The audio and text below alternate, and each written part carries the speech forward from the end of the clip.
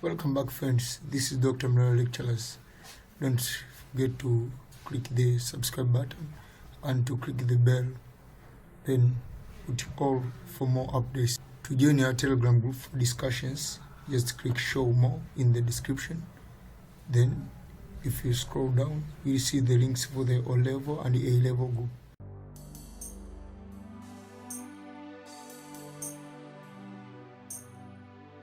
Welcome back, friends. Tunaendelea na vipindi vya Advanced Biology Coordination na hiki ni kipindi cha 19. In the previous session we discussed kuhusu concept ya speed of conduction of the action potential pamoja na evolutionary modification of the axon, kwamba kwa nini axon nyingine zilikuwa zina diameter kubwa, nyingine zili undergo myelination na advantage ya myelination kwenye nerve cells. Now in this session we are going to discuss the factor affecting the speed of conduction of the nerve impulse through the axon. Na factor yetu ya kwanza ni myelin sheath. Myelin sheath kama ambavyo tumediscuss hapo mwanzoni, and I hope wote tumeelewana kuhusu session ya hizo modification ambazo axon na kwenda undergo. Kwa kama tumeelewana kuhusu session ya modifications, I hope hata kwenye hii session tutaelewana pia vile vile. Now in this session tunaendelea na hizi factors. Kwa hiyo factor ya kwanza ni myelin sheath. Myelin sheath, hii factor inaeleweka, iko wazi kabisa. Kama umeelewa tu kipindi kilichopita, hii factor nayo inaeleweka, iko wazi kabisa. Myelinated axon zina speed ya conduction kubwa kuliko non-myelinated axon. That is simply way how to explain how myelin sheath inasaidia katika conduction ya nerve impulse, au how myelin sheath affect the speed of conduction of the nerve impulse. So in vertebrates, the majority of neurons, particularly those of the spinal cord and cranial nerve, have outer covering of myelin derived from the spirally wound G1 cell. Kwa kwenye spinal cord pamoja na cranial nerves zenyewe zinatengenezwa ni kwenye spinal pamoja na cranial nerves yanatengenezwa na G1 cell, lakini kwenye central nervous system tulisema yanatengenezwa ni oligodendrocytes. So myelin, the fat material with a high electrical resistance and act as an electrical insulator, in the same way as rubber and the plastic covering of the electrical wiring. Hiyo tumediscuss sana hapo kwenye evolutionary development ya hiyo nervous system. Now the combined resistance of the axon membrane, myelin sheath, is very high. Combined resistance ya axon membrane pamoja na myelin sheath is very high, but where myelin sheath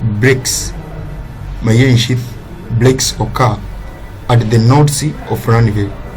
Kwenye zero point ambayo myelin sheath inakuwa break, resistance to the current flow between axoplasm and the fluid outside the cell is lower.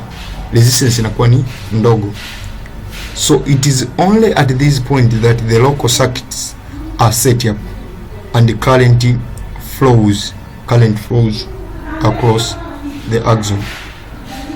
Kwa current flow across the axon inatokea only kwenye nodes of Ranvier. So the axon current flow through the axon membrane across the axon membrane to generate the next action potential. This means in effect that the action potential jumps, saltaire or leap. Kwa jump kwa lugha nyingine unaweza kusema saltaire iko ni kama ni Latin au Greek, lakini leap nani Kiingereza. Leap from one node to node, and passes along the myelinated axon faster than the series of smaller local current in non-myelinated axon. And this type of conduction is called as saltatory conduction. From Latin, saltere means to jump. So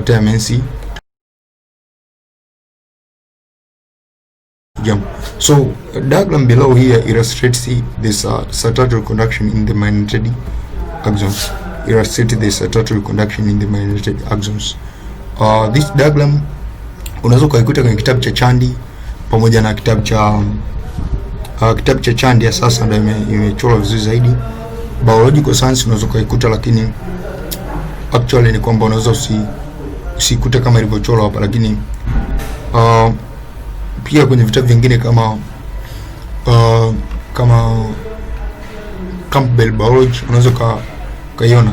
Kwa unaona impulse ikianzia hapa ina saltere, ina jump, inaenda wapi? Inaenda pale another node flank. From there ina jump, inaenda wapi? Inaenda pale.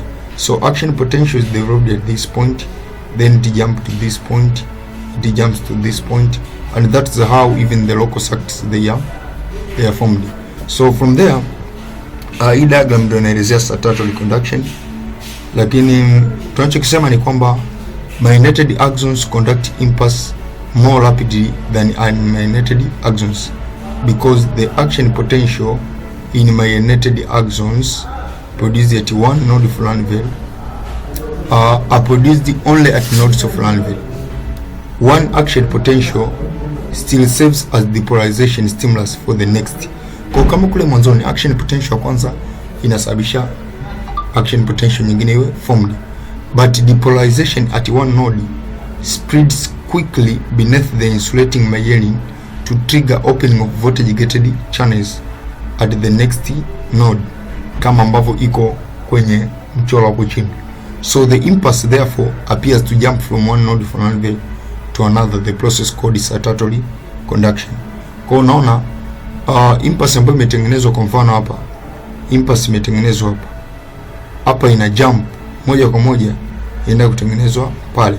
Kwa local circuit hapo unaona, kwa mfano hizo positive charge hizo hapa zina spread quickly. Hapa hii diagram inaonyesha jinsi gani current ambapo ina spread very quickly from one node from to another.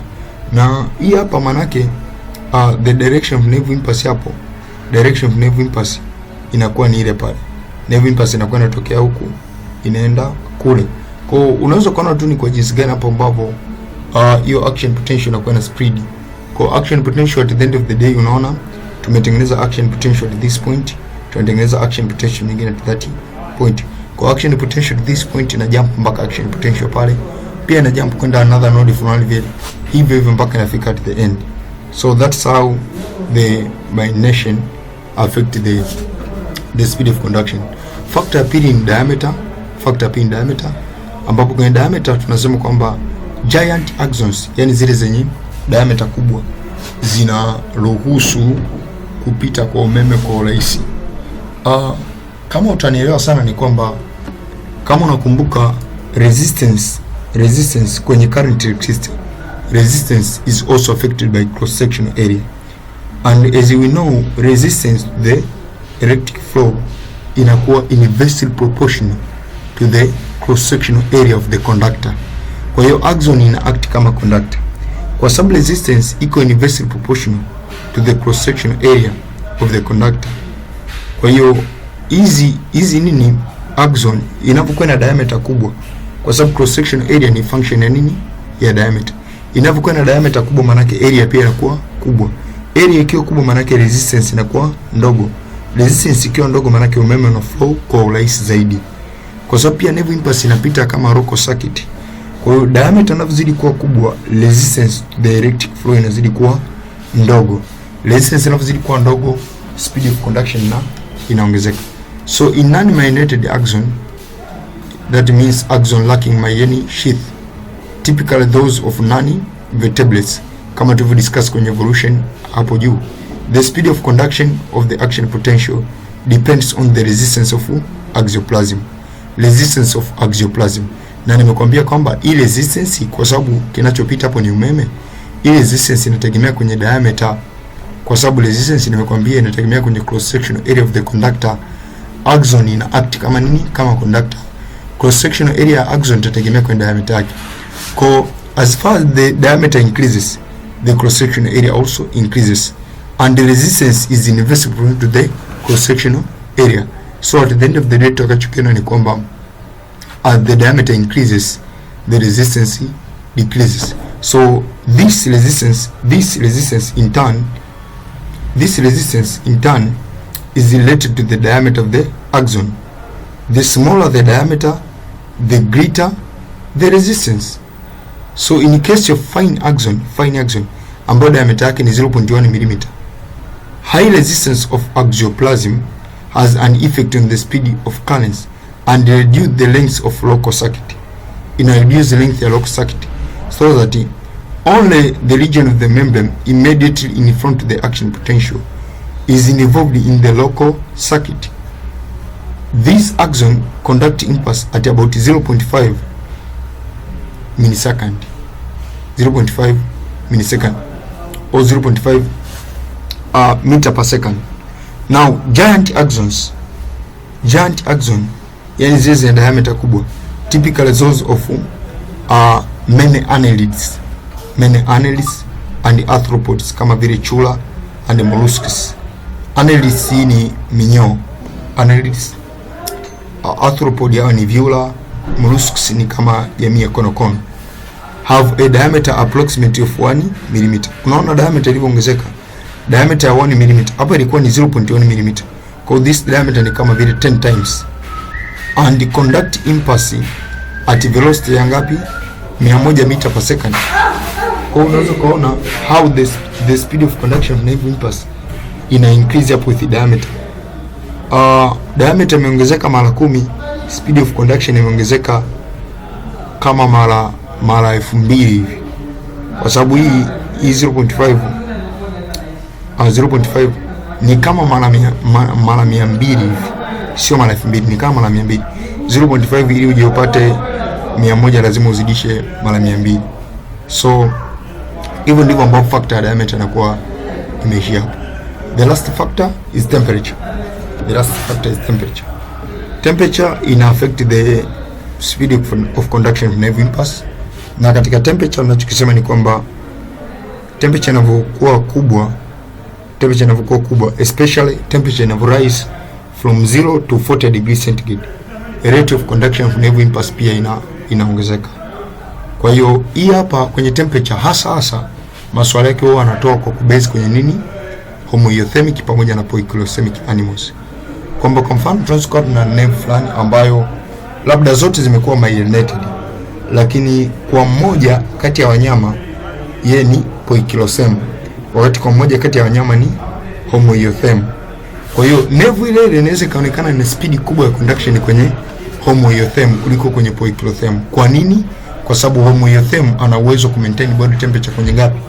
Kwa mfano binadamu ni 36.9. Kwa that temperature favors the speed of conduction of nerve impulse to be high.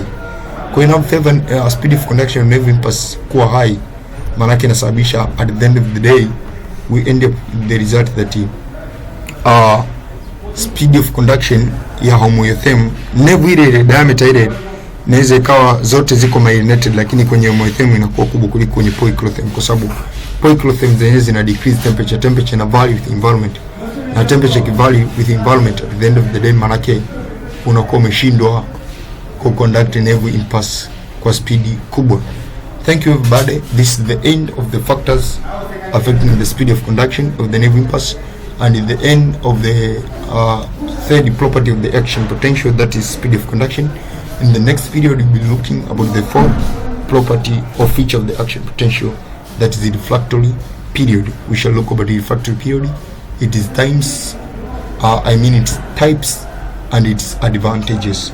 Thank you everybody. Don't forget to subscribe the channel, to share the link to your fellow students so that they access these periods free. Thank you. Nice studies.